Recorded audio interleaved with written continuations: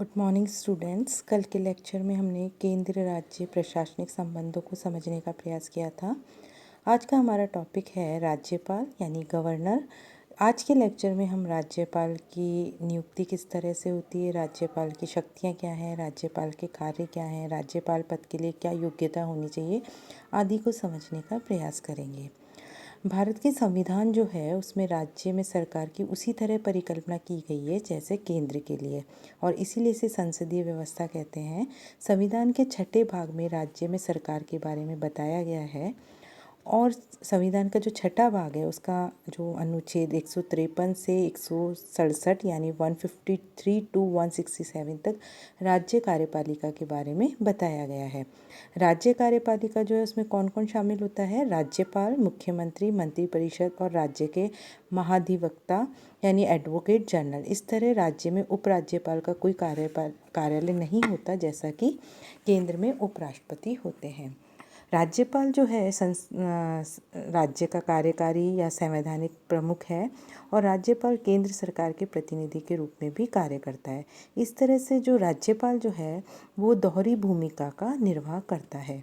सामान्यतः जो है प्रत्येक राज्य के लिए एक राज्यपाल होता है, लेकिन 7वें संविधान संशोधन अधिनियम यानी 1956 की धारा के अनुसार एक ही व्यक्ति 2 से अधिक राज्यों का राज्यपाल भी नियुक्त किया जा सकता है। अब है कि राज्यपाल जो है उसकी नियुक्ति कैसे की जाती है। Appointment of the governor. राज्यपाल ना तो जनता के द्वारा सीधा चुना जाता है और ना ही अप्रत्यक्ष रूप से राष्ट्रपति की तरह संवैधानिक प्रक्रिया के तहत उसका चुनाव होता है। उसकी नियुक्ति जो है वो राष्ट्रपति के मुहर लगे आज्ञा पत्र के माध्यम से होती है। इस प्रकार वह केंद्र सरकार जो है उसका मनोनीत होता है। लेकिन उच्चतम न्यायालय की जो 1979 में उसकी व्यवस्था के अनुसार राज्य में राज्यपाल का कार्यालय केंद्र सरकार के अधीन रोजगार नहीं है। ये एक स्वतंत्र संवैधानिक कार्यालय है और ये केंद्र सरकार के अधीनस्थ नहीं है। संविधान में वयस्क मताधिकार के तहत राज्यपाल के सीधे निर्वाचन की बात उठी, लेकिन संविधान सभा ने वर्तमान व्यवस्था यानी राष्ट्रपति द्वारा राज्यपाल की नियुक्ति को ही अपनाया गया। इसके जो है वो कारण जो है वो प्रमुख कारण जो है वो इस प्रकार हैं। सबसे पहला है कि राज्यपाल का सीधा निर्वाचन राज्य में स्थापित संसदीय व्यवस्था की स्थिति में प्रतिकूल हो सकता है। दूसरा, यदि सीधा चुनाव की व्यवस्था से मुख्यमंत्री और राज्यपाल के बीच में जो है संघर्ष की स्थिति उत्पन्न हो सकती थी, क्योंकि राज्यपाल जो है वो भी जो चीफ मिनिस्टर है वो भी डायरेक्ट इलेक्ट होता है, और यदि राज्यपाल भी डायरेक्ट होता है तो दोनों के बीच में कॉन्फ्लिक्ट अपनी शक्ति को लेकर पावर स्ट्रगल जो है वो हो सकता है। थर्ड है, राज्यपाल केवल संवैधानिक प्रमुख होता है। इसके लिए निर्वाचन के लिए चुनाव की जटिल व्यवस्था और भारी धन खर्च करने का कोई भी अर्थ नहीं है।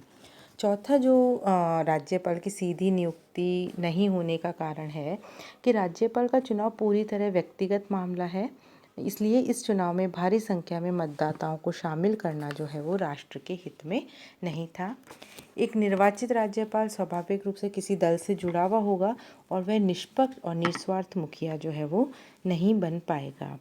राज्यपाल जो है उसके चुनाव से अलगाववाद की धारणा पनपेगी, जो राजनीतिक स्थिरता और देश की एकता को प्रभावित करेगी। राष्ट्रपति द्वारा नियुक्ति की व्यवस्था में राज्यों पर केंद्र का नियंत्रण जो है वो बना रहेगा। राज्यपाल का सीधा निर्वाचन राज्य में आम चुनाव के समय एक गंभीर समस्या उत्पन्न कर सकता है, और मुख्यमंत्री जो है वो हमेशा ही चाहेगा कि राज्यपाल के लिए उसका उम्मीदवार लड़े, इसलिए सत्तारूढ़ एक दल जो है वो दूसरे दर्जे के आदमी को बतौर राज्यपाल चुना जाएगा। इसलिए हमने अमेरिकी मॉडल जहाँ पे राज्यपाल सीधा चुना जाता है को हमने छोड़ दिया, और कनाडा जहाँ पे गवर्नर जो है वो केंद्र के द्वारा नियुक्त किया जाता है संविधान सभा द्वारा स्वीकृत किया गया। अब ये है कि संविधान में राज्यपाल के रूप में नियुक्त किए जाने के लिए व्यक्ति में कौन कौन सी योग्यताएं होनी चाहिए। सबसे पहला वह भारत का नागरिक होना चाहिए, और दूसरा है वह 35 वर्ष की आयु जो है वो पूर्ण कर चुका हो। इन जो वर्ष है इन वर्षों में इसके अतिरिक्त दो और जो राज्यपाल के पद से और दो ट्रेडिशंस जुड़ गई हैं। वो है कि पहला, उसे बाहरी होना चाहिए, यानी वह उस राज्य से संबंधित ना हो जहाँ से उसे नियुक्त किया गया है, ताकि वह स्थानीय राजनीति से मुक्त रह सके। दूसरा, जब राज्यपाल की नियुक्ति हो तब राष्ट्रपति के लिए आवश्यक हो कि वह राज्य के मामले में मुख्यमंत्री से परामर्श कर सके, ताकि राज्य में संवैधानिक व्यवस्था सुनिश्चित हो। और हालांकि ये जो दोनों परंपराएं, इनका कभी कभी उल्लंघन भी किया गया है, लेकिन अगर हम देखें तो ये परंपराएं जो इनको फॉलो किया जा रहा है। राज्यपाल जो है उसके पद की जो है वो शर्तें जो है वो निम्न है। पहला, उसे ना तो संसद का सदस्य होना चाहिए, ना ही विधानमंडल का सदस्य। यदि कोई ऐसा व्यक्ति राज्यपाल नियुक्त किया जाता है तो उसे सदन से उस स्थिति से अपना पद छोड़ना पड़ेगा जब से उसने राज्यपाल का पद ग्रहण किया है। दूसरा, उसे किसी भी लाभ के पद पर नहीं होना चाहिए। तीसरा, उसे बिना किसी किराए के राजभवन उपलब्ध होगा। वह संसद द्वारा निर्धारित सभी प्रकार की उपलब्धियों, विशेषाधिकार और भत्तों के लिए अधिकृत होगा। यदि वह व्यक्ति 2 या 2 से अधिक राज्य का राज्यपाल नियुक्त होता है तो ये उपलब्धियां, भत्ते राष्ट्रपति द्वारा तय मानकों के हिसाब से राज्य मिलकर प्रदान करेंगे। कार्यकाल के दौरान उसकी आर्थिक उपलब्धियां और वेतन भत्तों में कमी नहीं की जा सकती है। राष्ट्रपति जो है, राष्ट्रपति की तरह राज्यपाल को भी अनेक विशेषाधिकार और उन्मुक्तियां प्राप्त हैं। उसे अपने शासकीय कृत्यों के लिए विधिक दायित्व से निजी उन्मुक्ति प्राप्त होती है। अपने कार्यकाल के दौरान उसे आपराधिक कार्रवाई की सुनवाई से उन्मुक्ति प्राप्त है, यदि उसे गिरफ्तार कर कारावास में नहीं डाला जा सकता। यद्यपि 2 महीने के नोटिस पर व्यक्तिगत क्रियाकलापों पर उसके विरुद्ध नागरिक कानून संबंधी कार्यवाही प्रारंभ जो है वो की जा सकती है। कार्यभार ग्रहण करने के लिए राज्यपाल सत्यनिष्ठा की शपथ लेता है और शपथ में राज्यपाल प्रतिज्ञा करते हैं कि वे अपने दायित्वों का निष्ठापूर्ण निर्वहन करेंगे, संविधान और विधि की रक्षा, संरक्षण और प्रतिरक्षा करेंगे, स्वयं को राज्य की जनता के हित और सेवा में समर्पित करेंगे। राज्यपाल जो है उसको शपथ जो है वो संबंधित राज्य के जो उच्च न्यायालय के मुख्य न्यायाधीश दिलवाते हैं, और उनकी अगर अनुपस्थिति हो, उनके एब्सेंस में वरिष्ठतम न्यायाधीश जो है वो शपथ दिलाते हैं। किसी अन्य व्यक्ति को राज्यपाल के पद के दायित्वों का निर्वहन करने पर इसी प्रकार की शपथ लेनी होती है। अगर हम राज्यपाल की कार्यकाल की बात करें तो सामान्यतः राज्यपाल का कार्यकाल जो है वो पद ग्रहण से 5 वर्ष की अवधि तक होता है, किंतु वास्तव में वह राष्ट्रपति के प्रसाद पर्यंत तक की पद धारण करता है, और इसके अलावा वह कभी भी राष्ट्रपति को संबोधित कर अपना त्यागपत्र दे सकता है। जो सुप्रीम कोर्ट है वो ये व्यवस्था करता है कि राज्यपाल के ऊपर राष्ट्रपति के प्रसाद पर्यंत का मामला न्यायपूर्ण नहीं है। राज्यपाल के पास ना तो कार्यकाल की सुरक्षा है, ना ही कार्यालय की निश्चिंतता है। उसे राष्ट्रपति द्वारा किसी भी समय जो है वापस बुलाया जा सकता है। संविधान ने ऐसी कोई भी विधि कानून नहीं बनाया जिसके तहत राष्ट्रपति राज्यपाल को हटा दे।